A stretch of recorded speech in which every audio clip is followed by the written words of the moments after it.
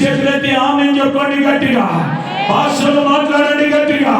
రాయిని దేవుడు తొలగించునుగాక, అడ్డుగా ఉన్న రాయిని తీసివేయునుగాక, గుహలో ఉన్న నిన్ను బయటికి తోడుకొని వచ్చునుగాక, తప్పు కొడుతున్న నీ జీవితానికి మాధుర్యమును దేవుడు ఇచ్చునుగాక, శవమై ఉన్న నీ జీవితంలో జీవాన్ని దేవుడు పోయునుగాక.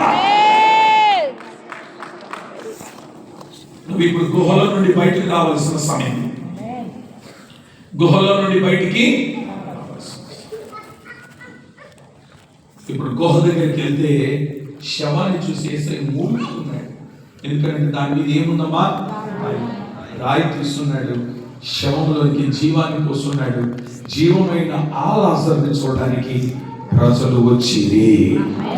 నిన్ను చూడడానికి ప్రజలు రాబోతున్నారు. నీ కుటుంబాన్ని చూడడానికి ప్రజలు రాబోతున్నారు. ఈ పరిచర్యను చూడడానికి ప్రజలు రాబోతున్నారు. 2026వ సంవత్సరంలో ఈ స్థలాన్ని ఒక యాత్ర స్థలముగా దేవుడు చేయబోతున్నాడు.